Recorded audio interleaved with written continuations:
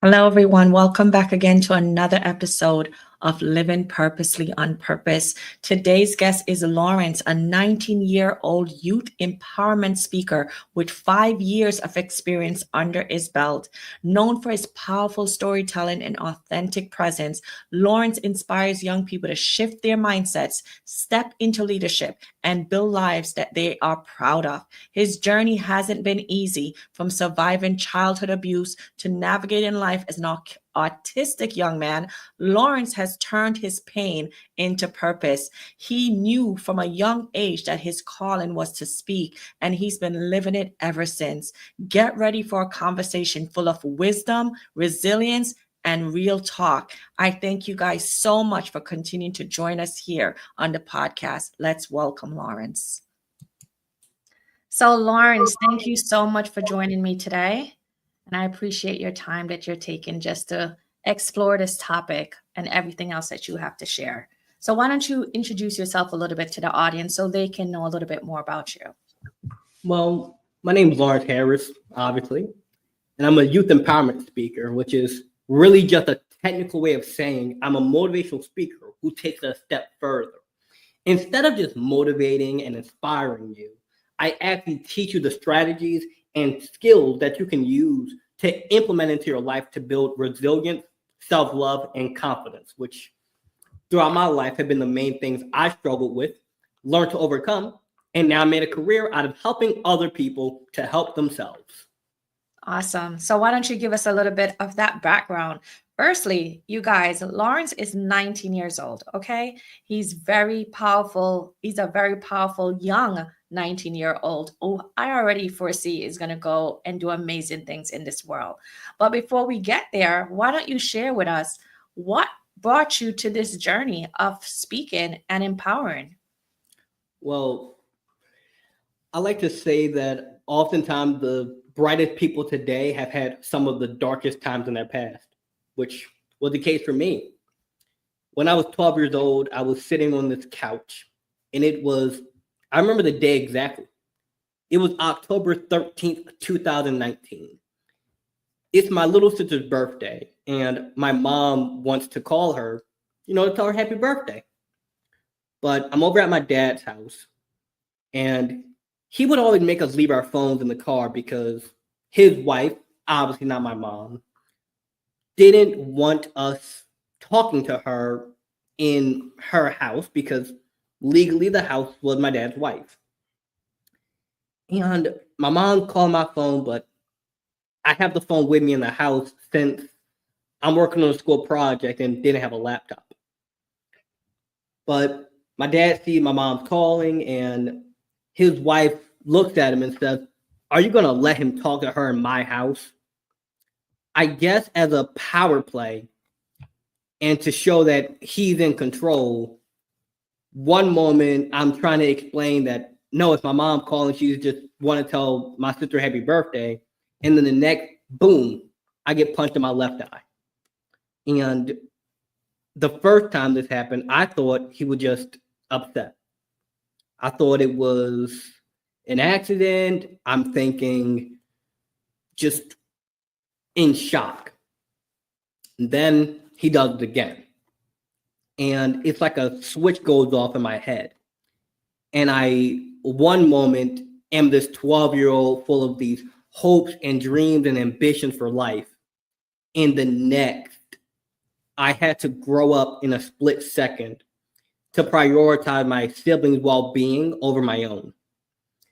And for the next 3 years, I would go down the spiral where I couldn't figure out how to take care of myself because I'm putting my siblings and their well-being so far ahead of mine that in order to keep them safe, I had to turn off my own emotions. Whenever someone tried to help me, I kind of push it away because in order for you to help me means that you have to get close to me.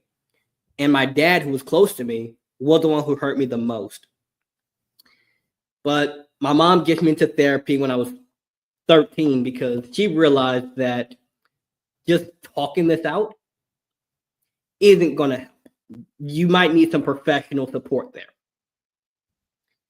And I remember that next day, I'm at her house and she see my eye is black, and I hadn't told her what happened because I'm just so in shock.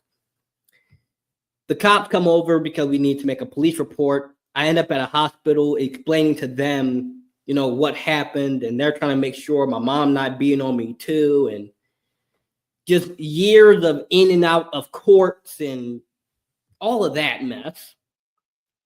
I end up through therapy, journaling, resilience, and looking at the ugly truth of needing to do the work to make myself better in order to actually find a sense of peace. Through that whole messy journey, I was able to get the resources and help and resilience and self-love that I now teach to other people. So I learned the hard way. I give it to other people the easy way. I love that. God always uses his strongest soldiers to help those that are in need. And you seem definitely like one of his strongest soldiers. Thank you. Yes. So you started on this journey of speaking at 15 years old. 15. Yeah.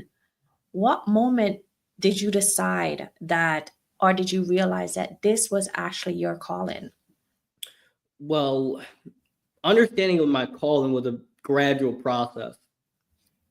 The first thing I did before I ended up on stages and at these summer camps and doing all this great big stuff was I would just make Instagram and YouTube and TikTok shorts of me walking down the street, talking, giving my thoughts on things.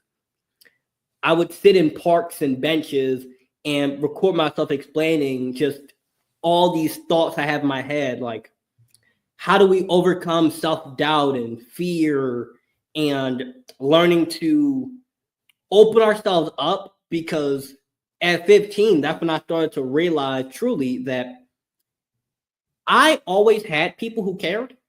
I always had people who wanted to be there and support me and love me and show up for me, but I was afraid to accept it. So it felt as if I had nobody, even though I did, because I convinced myself that nobody really cared. So making these videos was one way I could get my own thoughts out of my head. And I knew somebody somewhere feels how I feel. And if they hear me talking about it, it could help them to get through their struggles. Yeah. And with time, I began just voluntarily doing this. I would go to schools and churches and organizations for free, not even thinking about it as a career. I just wanted to get it out there and help people. Then over time, I started seeing things like Tony Robbins and Les Brown. And there's this guy from my city. His name's Wallow267. The long story short on him is he ended up going to prison for like 15 years, comes out, becomes a motivational speaker, and just encourages kids to improve their life and not go down the path he did. So through that, I started to realize that the thing I've always been really good at is talking. Even though I would get bullied and felt insecure about my own voice for most of my life, I began understanding I have something worth saying. I have something worth saying that can actually help and support people. And gradually, I would get these random messages from people saying, man, I love your content. It helped me to improve my grades. Some people have actually told me that my content helped them to quit an addiction. I don't even talk about addiction. They're just like, I used what you said about the journaling and the meditation and the gratitude and learning self-control, and it helped me to put down the bottle. I have no experience in addiction recovery or alcoholism. I don't know a single thing about that, but I know the underlying formula. So messages like that are what encouraged me to really pursue this. And I realized that my calling was kind of just came to me. That's the best way I could put it. That's how it normally is. God normally aligns your calling with what you're already doing and what you're already good at, right? And Yeah. sometimes he develops it because you may not always start out being the best, but he has put something inside of you that can grow and become into the jewel that he actually wants it to do. And it's never only just for us, it's always so it can be profitable and beneficial and empowering to someone else that may or might have gone through the same thing that you have dealt with as well. So, absolutely, that's beautiful. Now, you told a story of your dad physically abusing you that time when you were 12 years old. How long did this process of abuse continue when you went to your dad's house? Well, the physical aspect of it lasted until I was 13. So, little under a year with that. But the only reason why it stopped for me so early was because when I was 13, I was laying on the top bunk of one of the beds at his house. And he comes in and I can hear his footsteps getting closer and closer to this door. And every time it sends this shiver through my body. Mm. He opens the door and screams, "It's time to go to church. Get up." And it's like this switch goes off in me where I become so fed up and I become sick and tired of hiding myself and making myself small enough to not trigger him, even though it seems like everything sets him off. But I come down and I'm sitting on the couch, and then he starts yelling to go get my coat, which is upstairs, even though he just said to come downstairs. So finally, I stand up to him and I say, "Make up your mind. One moment you want me to come downstairs, the next moment you want me to go back upstairs. Pick one." Keep in mind, I'm 13, super skinny. He's like 3 times my size. Obviously, I can't physically fight him, but when you feel like you're backed into a corner and you feel like you've got nothing to lose, that is one of the times where you really see what you're mentally capable of. And somehow he doesn't hit me this time. But what ends up happening is he goes and gets the coat because I really wanted him to feel how I do. Like, I wanted him to know how I felt. And seeing him like that, even though I don't feel this way anymore, it kind of gave me a sense of strength and pleasure to know that he doesn't have that power over me anymore. But we ended up going to the church, and my sister was doing a play there. My mom's there too, because she wanted to watch it. She wasn't there to, cause any problems or get messy at the church. That wasn't why she was there. But I'm sitting with her, talking to her just about my day and what's going on. And he eventually just comes over, starts arguing with her, and says, "Keep him. He's your problem now." Mind you, we're in front of a church. And he just completely disowns me right in front of the pastor, the congregation, everybody. There's a huge argument breaks out. And because of legal shared custody stuff, my younger siblings still have to go with him. But as I'm watching his car drive off, it's as if a part of me expected to turn back, but it doesn't. And that's when I started to feel as if, am I really just somebody's problem? And your mind starts playing tricks on you. It says, yeah, you have to be, because your dad isn't an evil, twisted monster. I don't even think of him this way anymore, but this time my brain was going. Of course you must be the problem, because People only do bad things to people if it's justified. Because I want to see the good in everybody. I want to see people as, good and loving and supportive and kind. So I must be the problem. And that's where the mental aspect starts coming in. Every few months or so, he would message me on my phone, like around my birthday or graduations or just whatever. And it would seem like he wants to be back in my life. It would really seem as if he's changed and he's grown, and I'd give him a chance again. And then I'd be proven wrong. And then I'd be proven wrong again. And eventually I realized that you have to remove people, places, and things that aren't good for you. Even if those people, places, and things are family members. And that's when I had to cut off almost every last person related to him.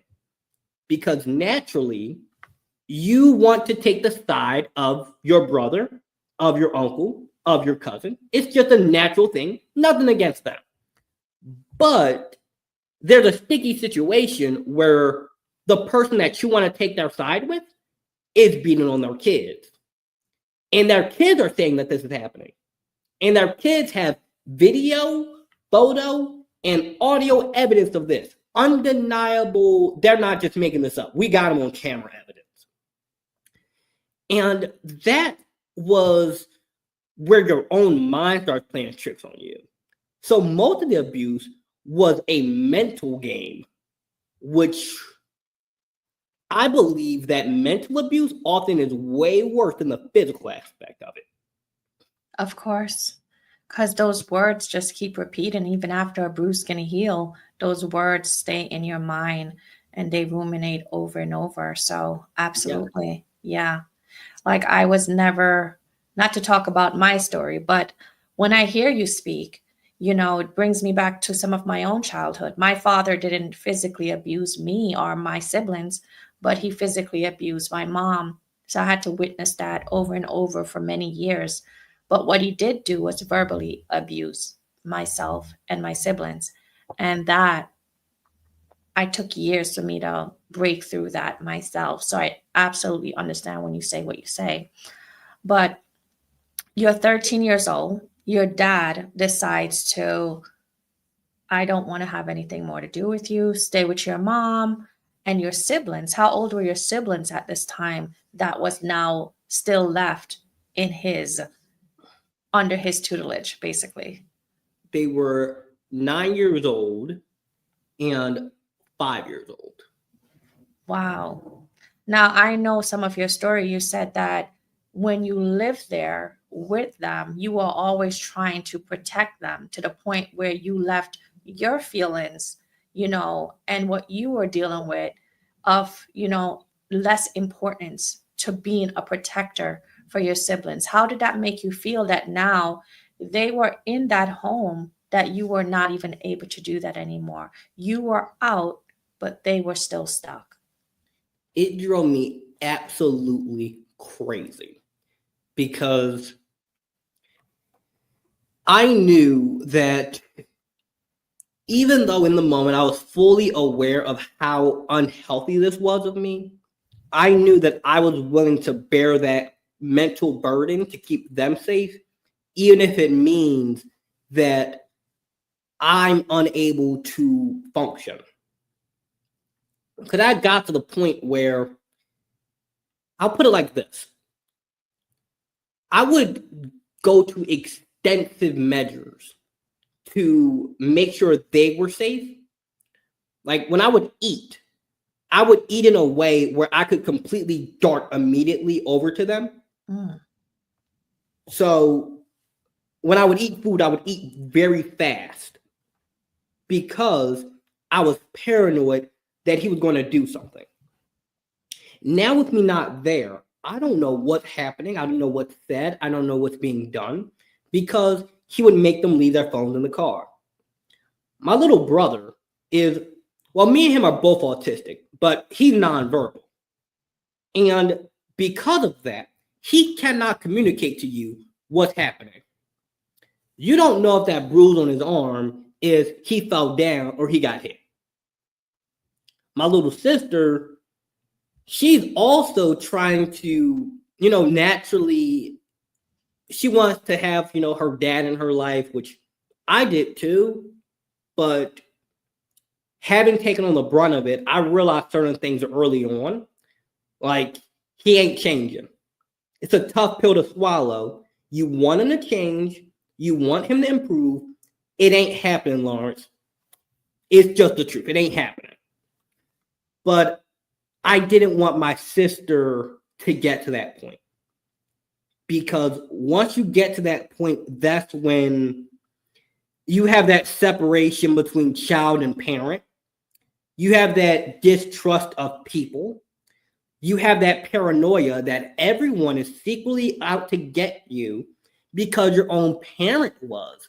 And you don't know why he did this. Yes. Even to this day, 7 years later, never got a reason why. 7 years later, never got a reason. But knowing that they're there and I'm not, and now my sister had to step up to the plate that I was doing, I just would be so paranoid because I don't know what's happening. Yeah. Yeah. So one was 9, one was 5. You were 13 when you stopped being there. That means you are 4 years older than a 9-year-old and about 8 years older, 9 years older than the 5-year-old. So Yeah. they're pretty much still in this situation. Or are they Yeah. out now? Yes, they are. Around the time when I was 14, we were in court, and the judge, taking me to the office and asked me, was it a punch or a slap? Because with a case like this, even though it was civil, they have to interview the kids to make sure that the kids aren't lying, that that it's not one parent trying to get over on the other parent and feed the kids information. So when I'm sitting in this office, they ask me that, and it's like my brain just goes back to that moment. Mm. And I freeze up. Everything around me starts to go black. And I'm back sitting on that couch, and I'm just feeling my fingers dig into the sides of this chair. And I explained that it was a punch. But apparently, because of how I said it, they didn't consider it bad enough. And then I started remembering when had the cops come to the house and we had to make a police report. And I'm thinking, at least the cops pretended like they cared. Because I still think nobody cares. At least when I was at the hospital and they pretended to care, it seemed like nobody really cared as much as I did and my mom did and my therapist did. So eventually, though, the courts finally start listening when I'm there and I show them I have photo. My little sister's school, we have a video of him slamming her onto a car. We got photo, we got video, we got therapist notes, we got medical records, we got police reports. What else do y'all want? Y'all want DNA? And then they finally start listening and we get them out of there. But even though it had only been about a year or so of them being there without me, it definitely did some long-lasting impact that even years and years later, we were still working through it. So it's not just about the time that we were actually there, it's also about the aftermath of it. Yeah. Yeah. I can listen. I've gone through a lot of your story myself, and I can only imagine the fact of the aftermath of how you have to reframe yourself, reframe everything that happened, look at it with the eyes that you have now, see it for what it is, not try to act like it didn't happen, but just accept that that's what occurred and this is what, happened, and that is your father. And you might, because, you still love your parent even when they abuse you. You still love them. Yeah. And you have to reconcile that. How can someone that I love and who claims to love me have treated me in such a horrible manner? So my heart goes out to you guys, but I'm so happy to hear that not only you are out, but your siblings are out as well. And time is going to do a lot of the process of healing, along with the therapy that I'm sure they are still in, and being able to put those things together for them as Yeah. well. The thing there was that a big part of that healing is very, very messy. Because when I was 15, I was looking into my bathroom mirror, and you know how when you're very sleep deprived, your eyes are all bloodshot and you just look like a mess? That's what happened. I'm looking in my bathroom mirror and I started asking myself, why? Mm. And that's when it all started unraveling. You know, why can someone who is supposed to love me treat me so badly? Why did he do this? Why do I feel as if everyone's out to get me? Why do I have trouble loving myself? Mm. Why am I running from my past? Why? And that question is where everything started unraveling. And a thing that I also realized through that is even though I'm sitting there with tears flowing out of my eyes as I'm writing down all this stuff in my diary, I began understanding that even though the past happened, it's up to me to free myself from it.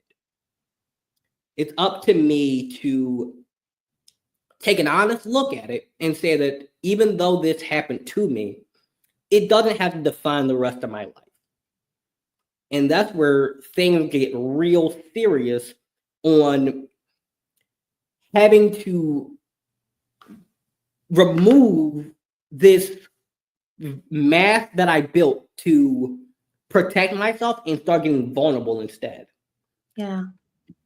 That's when I had to realize, well, if this whole time I've been building up this version of myself that refuses to show my emotion to people because I'm afraid that they're going to take advantage of it, now I have to break that down. And I have to get to the core of who am I really? What am I really capable of? What is it that I'm here to do? You know, what's the point in me pushing on and having to ask all them really hard questions in order to get through it? Yeah. It was messy.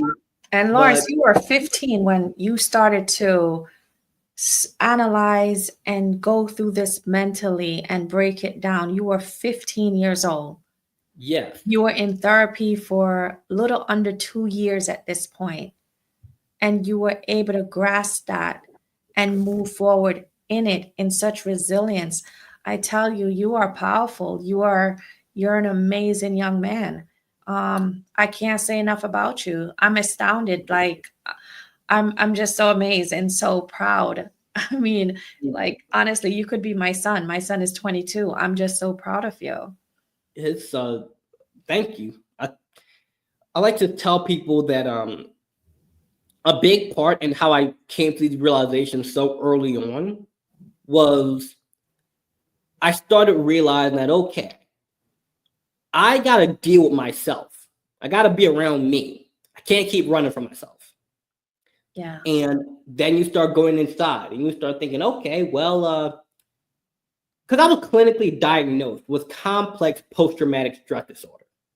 Yes, let's talk about that. One aspect of it is difficulty managing emotions, unstable relationships. Like there's so many things to it. But the key thing is mental, physical, and full body flashbacks. It's not like, oh, something triggers you and you feel upset, or you feel scared, or you feel worried. No, something triggers you and you're 12 years old again. Something triggers you and your mind, your body, it feels like you are actually on that couch again and your left eye is bleeding and your head's ringing and your eyes are just dimming. That's what it's like. And it happens every single time something triggers you. And you don't get used to it. It's kind of like it intensifies every time. So you may have built up a resilience to it on level 1, but then it goes to level 2. And it just gets worse and worse and worse and worse with time.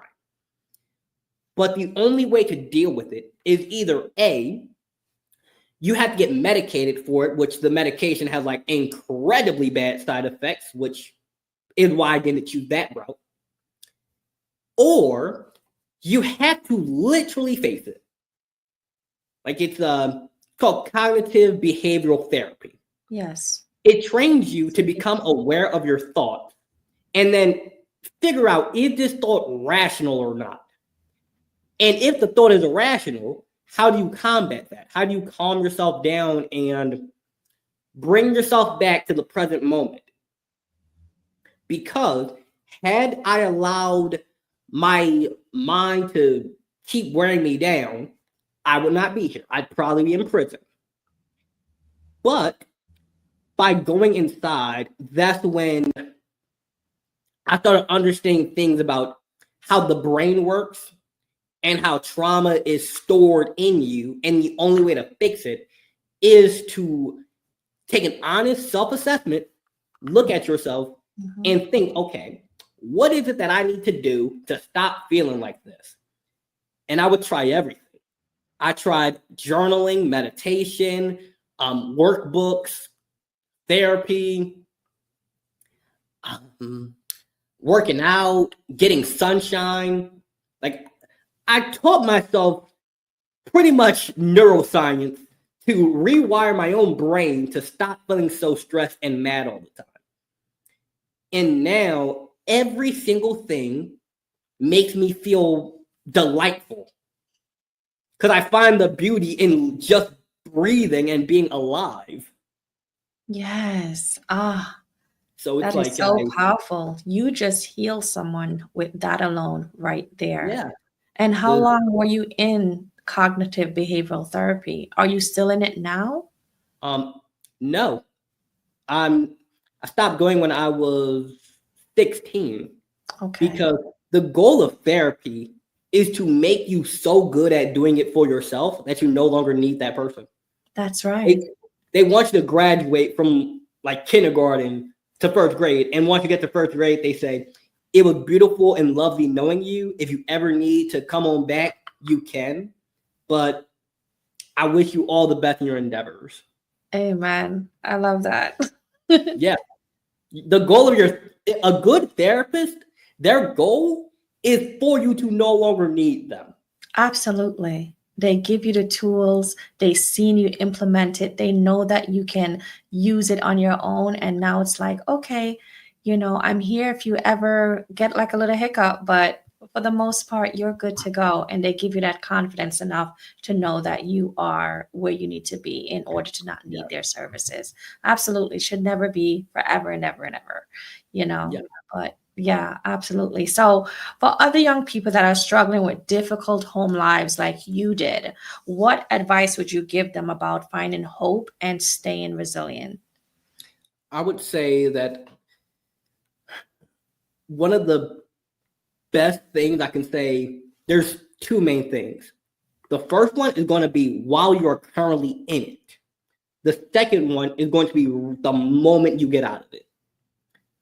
So the first thing you want to do when you're actively in it, like let's say you were in my situation, what you want to do is you want to get yourself a journal. Get a journal. And you want to write out how you feel.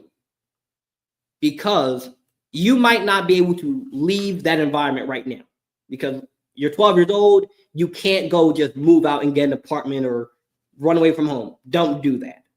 You might feel like it, but don't go run away from home. It's kind of dangerous. Unless you are in like an absolutely life-threatening situation, shelters, places like that, I wouldn't recommend. Get yourself a journal, get yourself a diary, and write out how you feel. Because when you write out how you feel, you can look at it and say, okay, this is what's going on in my head. What can I do next? Because one of the effects that trauma and intense stress has on your life is it actually has been proven to shrink the size of your prefrontal cortex, which is just a part of your brain that's in charge of thinking.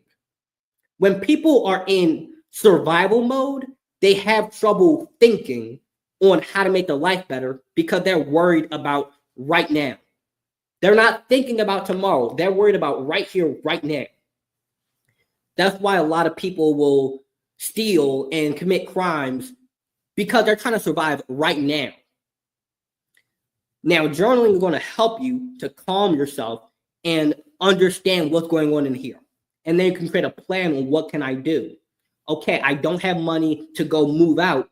Do I have a family member who can take me? That's one step. Is this a life-threatening situation where you might want to get the police involved in that situation? That's not a first resort, but it is an option. Some people, that's what you need to do. Shelters. There's counseling at school because schools are mandated reporters. They will get you the help you need because if they don't get you that help, they have a huge liability on their hands. Now, after you're out that situation, let's say you've moved out or you're with a family member or you're in a shelter or you're somewhere like that, the next thing you want to do is get some people around you who affirm to you that you are not crazy. Okay? You want to do that in both, but especially when you get out of it. Because once you get out of it, it's like a little voice is going to pop up in your head and say, you know, that person who hurt you, they weren't actually that bad. You know, you should give them another chance. People could change. That's when that starts popping up. Yeah. And you need friends, family members, therapist, counselor, teacher, whoever around you to affirm you are not crazy. You did have some bad things happen to you, but that doesn't mean you're a bad person. Yeah. Yes, people can change, but if somebody robs your house, you should never give them the key again. It wasn't a petty argument. It wasn't a small thing they did. No, they did something that was pretty darn bad to you. Don't let them back in. Yeah. So when you're alone and it's quiet, all of those doubts and those fears and those little thoughts that are creeping in the back of your mind, they start getting loud. Yeah. And they're going to make you do some stuff that you're going to regret right after. I've seen a lot of people end up in prison, jail, dead, bad relationships because when that little voice that starts creeping in the back of your mind comes forward and it blinds you to what's actually going on in front of you, that's when you need somebody you can call up and say, hey, man, I'm having a bad day. Hey, this is happening. This is going on. And all they need to do is just sit there and help you calm down. Yeah. Because sometimes you're not going to know how to calm yourself. That comes later in life. Absolutely. I agree so much. And what you've said resonates with me so much because one, you said to do the journaling. As you're in the situation, you're writing down things as they are occurring. You're writing down how you're feeling. That journal is your lifeline to recognize when you do get out that this was not something that didn't happen, that it was as bad as you felt that it was. You have now physical evidence that you can look back, read, go through and said, this actually happened. So when those voices do come, which they will, because I deal with a lot of narcissistic women, not women, but narcissistic. I deal with a lot of women that have come out of narcissistic relationships And that voice that you're talking about is one that replays in their head. It wasn't that bad. He was actually good. But if you've been journaling, you know it actually was that bad and you really Yeah. did need to leave. So I agree with that so much because Yeah. it is by far the best tool that you can do, writing Yeah. things down as they occur. And Yes. like you mentioned, having that evidence of it, because what I realized was that often what people are going to do is they're going to try to make you believe that what you know is true isn't actually true, even though you're the one who were there first experience. Like, no, I didn't do that to you. Somebody told you that. Somebody made that up. And you can go through your diary. Let me just demonstrate it to you. You can go through your diary, you can flip through and say, nope, on October 12th, this happened. Because how do I know it happened? I literally wrote it down. That's right. Absolutely. My mind is And not playing tricks on me. This yeah, actually occurred. like that's what I mean about you need to have friends around you who just remind you you're not crazy. Yeah. Because when you start noticing, when you start to notice how bad someone was, the natural reaction is you want to see the good in people. And people who want to manipulate and hurt you, they play on that. Yes. Because I'm not that bad. You remember when you were 5 years old and I took you to the amusement park? And then you start thinking to yourself, no, you took me to the amusement park because my mom made you. Yeah. And I highly doubt you're going to be journaling that early. But let's just say 13 years old. Yeah. Oh, no, I didn't do that. Oh, remember when I did this one good thing for you, or I took you to the movie theater? The manipulation. Yeah. Yeah, it's like the manipulation of it. And then with time, I just want to make sure I chime in this point. Now, years and years later, I don't see him as like this evil Machiavellian mastermind. That's not what I think of him now. Now I'm at a point in my life where, well, both of my life and healing, where I simply think of him as, for whatever reason, he did what he did. I never got an answer. He never gave an answer. I asked. He never told me. I gave him years of time to give an answer, and I asked. He never gave it. But may God have mercy on his soul. You know, just whatever he was going through, that's up to him to figure out. Yeah. Because the last time we ever spoke was a random text after I graduated high school. I guess the way he found out was because either he might have saw a post on my mom's Facebook, or the schools send out emails to parents about like, hey, your kid's graduation, and they just naturally do it. It's a gigantic email list that they have. And one of the last things I ever said to him was that I forgive you for what you did not know, and I hope that you find salvation. Yeah. Which is a pretty weird thing to say to somebody, but it's what I meant, because even though people can hurt you, it's kind of up to you to stop allowing that hurt and that suffering to haunt you. Yes. Absolutely. And I love that. You know why? Because that's part of the process of healing. We have to forgive. We don't forgive the person for them. We forgive them for ourselves in order to not carry the weight of that pain anymore. In order to let it go, you have to be able to forgive that person so you are able to move past it and move from it.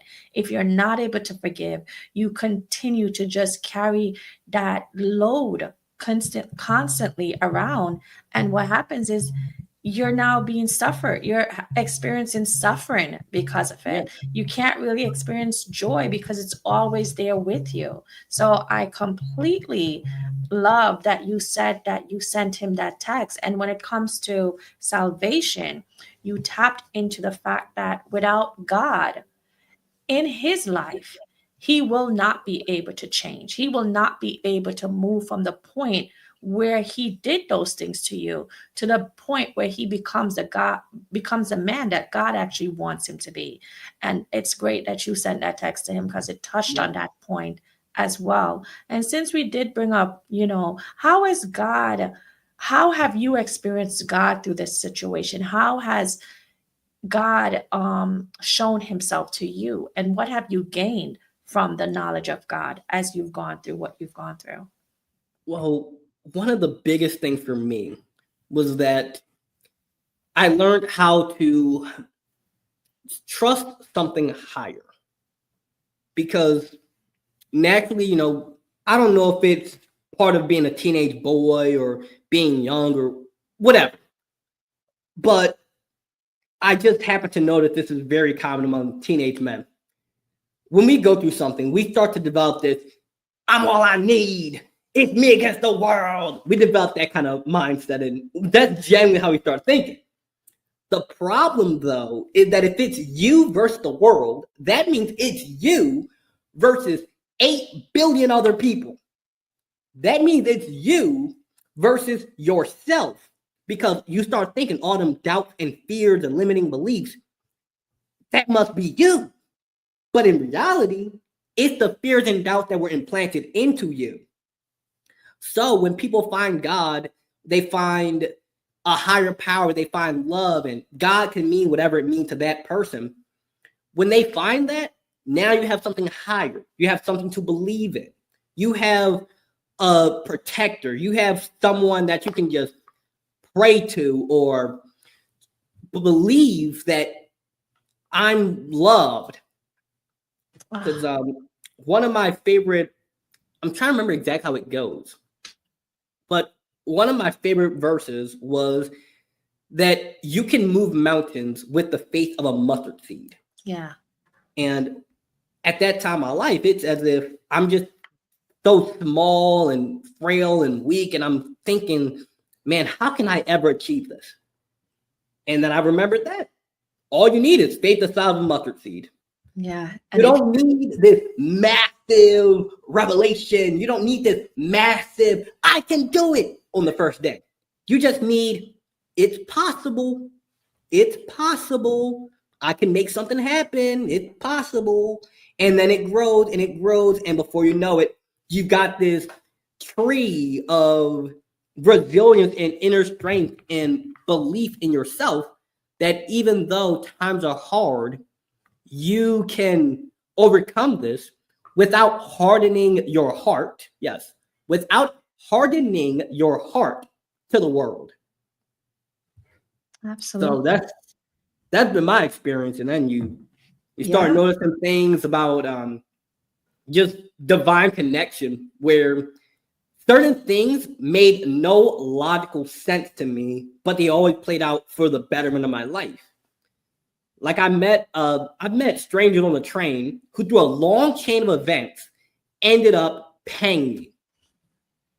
Or people who have randomly bought my books, or people who have just met me and have seen me out in public. Because I'm a very recognizable person in my city, but I'm not like mega famous. I'm like locally niche famous in what I do. So people recognize me, and every single time, I've never been hurt. I've never been threatened. I've never had anyone do anything bad to me. Yeah. And I believe that's because when you put out love, you will get it back. Absolutely. When you put out love, you will get it back. Now, as we wrap up, there's one thing I wanted to ask you. I know that, many people your age choose to go the college route, right? But for you, how did you have the courage to go against the norm and say, I'm going to do speaking full time? Well, there were many aspects to it. The first way that I had the courage to go against the norm and decide to do speaking, because here's a little thing that many people might not know about speaking. People are not knocking on your door with opportunities. Right. They don't do that.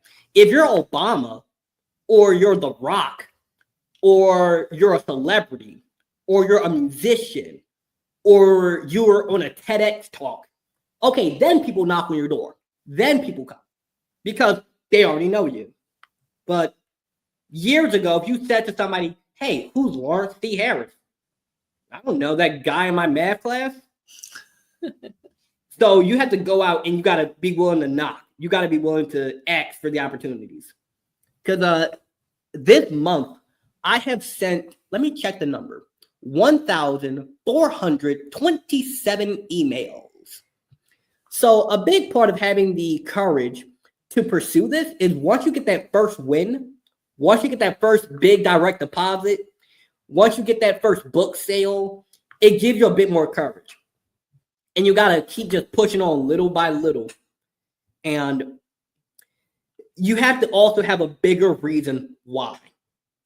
Because, yeah, a part of what motivates me is my own betterment, like my own ability to make money, my own, success. That's a great motivator. But the deeper thing that I remind myself every time when I'm laying in bed and I'm tired and I'm like, I don't want to do it. Well, Lawrence, there's people who tell you every day that they look forward to your videos, that they're driving on their way to work and they're in a tough situation and they just need that inspiration. You have to have a bigger reason why. A lot of people who are brain surgeons or doctors or lawyers or therapists or these careers that are helping people, yeah, they want to pay their bills. But the bigger reason is I'm saving lives. I'm inspiring people. I'm motivating. I'm helping. Absolutely. So if somebody wants to go the college route, do that. Just understand, firstly, is the degree you're about to get going to be beneficial in our current society? That's a big part of it. Because now with things like AI and technology and all these rapid advancements, it's the unfortunate truth that if your job can be replaced by AI, they'll figure out a way to do it. I've been to Walmart and they've got way too many self-checkout lanes. Now people don't have to talk to each other. But if you want to go a more non-traditional route, the best advice I can give you is you got to be delusional. That's the truth. Yeah. You have to be utterly delusional because every logical thing is going to say this is not possible. Yeah, Tony Robbins exists, so motivational speakers can make money, but you got to be utterly delusional to knowing that my family's done it, knowing my family's an author, knowing that my family has gone the path I've gone. I had to be delusional to pull this off. Yeah. But once you got results, now they stop doubting because he did it. Absolutely. So it's and you've been doing it now for 5 years. You're almost 5 years in that you've been doing this. And I get what you say when no one in your family has done it, because I'm literally the first to do everything that I'm doing basically as well. I wrote my first book last year. It was dropped August 6th of 2024. I'm writing my second book right now. And I know you've wrote several books. Can you share some of them with us? Share the title so we can see it a little bit. And you guys, y'all need to go out and snatch up these books. Where can they find them, Lawrence? They can find them on Amazon.com. We got Power to the People. This one, I wrote it about how you can reprogram your mind to align to the goals you want. So think about your mental habits, your physical habits, self-control, resilience, financial habits. Mind you, at the time when I wrote it, this ties back into the delusion. Every successful person, if you crack them open, they are very much delusional, but you don't question them because now they've got results. Yeah. When I wrote that book, I was working at McDonald's, and I knew I'm not going to be here forever. I'm getting out of this. I'm making something happen. I'm living my life as if I am the public speaker, as if I am on the stages. I'm living my life like that. But when I go into McDonald's, this is the seed money for the business. So I don't work at McDonald's. McDonald's is my side hustle. Public speaking is my business. Absolutely. And it goes into the mindset of that too, because we often have these influences that try to hold us back. Yeah. Even though a lot of the times the people saying this actually mean well. When my family would say to me, Lawrence, this is a crazy idea. They meant it well because it is. You mean to tell me that your idea and you're going to make a career out of talking and people are going to pay for this? And yeah, Tony Robbins, Les Brown, and all these people, they exist. That's true. But realistically, what the chances you do it? Then you need to find evidence to prove that you can do it. For example, most public speakers, I have a great advantage over them that most of them don't even use. It's the fact I'm willing to ask. Most of them, they make a website, they make maybe 1 or 2 YouTube videos, and they wait for you to come to them. I came to you. I sent an email. You did. I listened to a few podcasts. I was like, this would be great for me to go on. I sent an email, and now I'm here. That doesn't happen for them because they don't ask. So yes, statistically speaking, if you want to go the entrepreneur route, you look at the numbers and it says that 80% of entrepreneurs fail in like the first year. 80% of people don't try.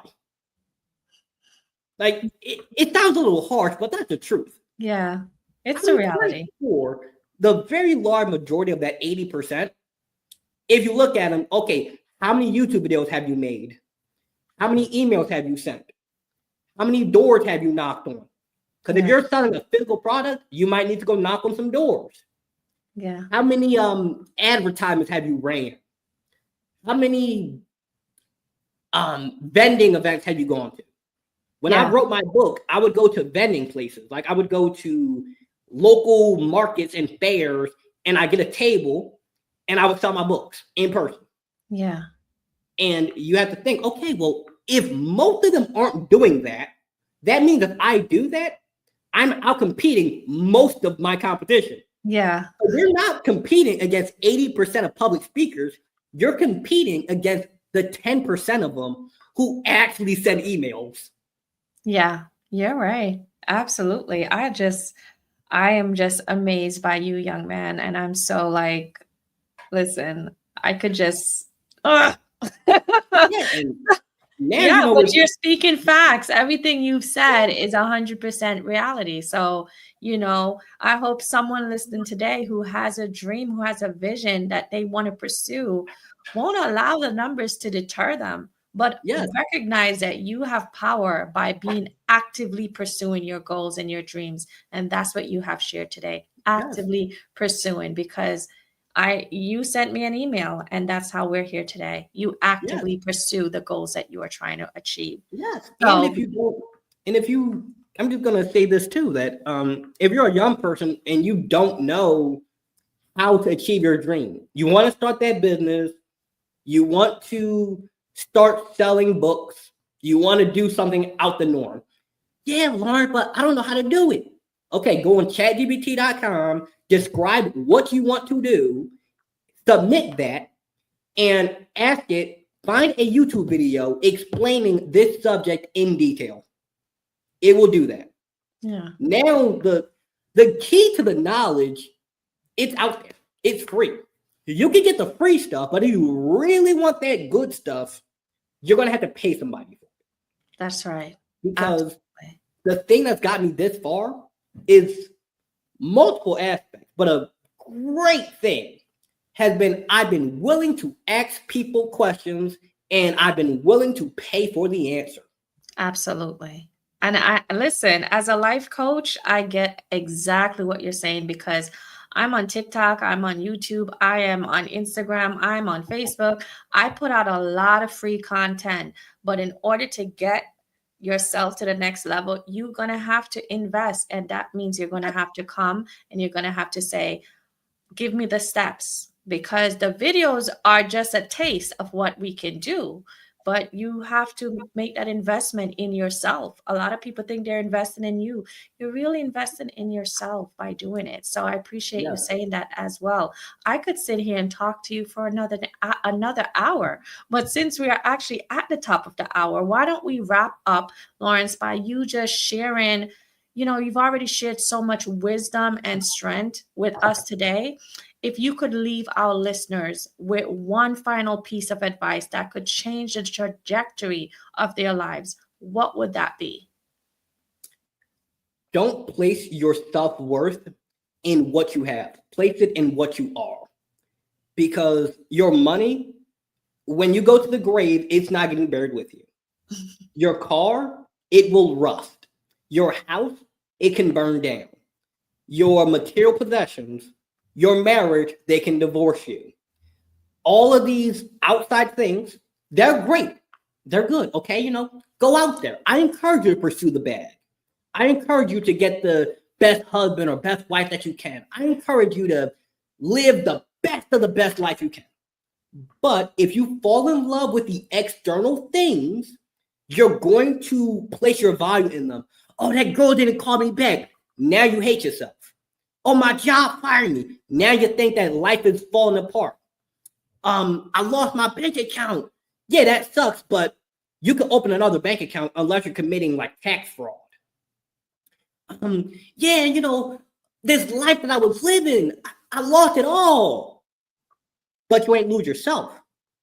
So I tell people this: you can take my clothes, you can take my suit, you can take my office, you can take my money, you can take everything.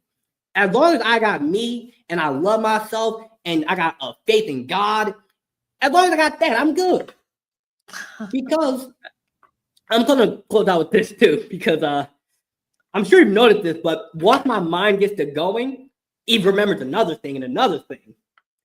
Like even if you're not Christian or religious, just read the story of the rich young ruler. The long story short of it is that there's this guy, he's a young king. He's like a young rich ruler. He's got the money. He's got the status. He's got the women. He's got the clothes. He's got it all. Eventually, Jesus comes along and he says, hey, I want to roll with you guys. I want to be a part of your crew. Let me in. And Jesus says, yeah, you can come in. Just get rid of all that stuff. That's all you got to do. You want to join us? Just get rid of the money. Just get rid of all that stuff. Put the crown down. And he just turns his head and he walks away. Because he knew, I can't give it up. I can't give it up. Yeah. You got to be willing to give it all up in order to have a deep enough self-love that you build your foundation on I love me. I'm good. I've got me right. Now you go and get the material stuff. Yeah, that's right. Because powerful. That 10-bedroom mansion is going to get real lonely if you don't love yourself. Absolutely. Because wherever you go, there you are. So you have to remember that you take you wherever you go. So if you don't love you, you're lugging around yourself and hating everything else. And then you're only going to attract people that even hate you as well. That's a big part of it. We can't pour from an empty cup. And if we don't love ourselves, how are we going to love someone else? So we can only attract things that hate us. And you can only attract what you are. So like you just mentioned there, a lot of times when people have insecurity issues and self-love issues, unconsciously, it's not that you can't find people who care about you. You unknowingly push them away. Yeah. Because it's unfamiliar to you. A lot of people are scared of being loved because they don't love themselves. And if you love me, it forces me to look at myself and admit where I don't like things. So instead, let me go find somebody who treats me bad so I can blame it all on them instead of admitting that the reason why I'm even with them in the first place is because I didn't have the self-love to not be with them. Oh, powerful. Mic drop right there. That's a heavy one. I know a lot of people just heard that. They probably like, dang. That's why you keep having this cycle of bad relationship. everybody's not bad. You're just bad at making choices. Correct. Yeah. You've been preaching. Thank you, Lawrence. That is amazing. Any final thoughts before we say, we say our goodbyes today? The final thought would be, first of all, you guys can check out my social medias. Everything is Lawrence C. Empowers. It's nice, clean, and simple. Who is he? Lawrence Harris. What does he do? He empowers you. That's TikTok, Instagram, YouTube. Yeah. Yes. It all pulled my website. My website's just my name. It's lawrenceharris.com. And the last thing I'm going to leave you guys with is growing is uncomfortable.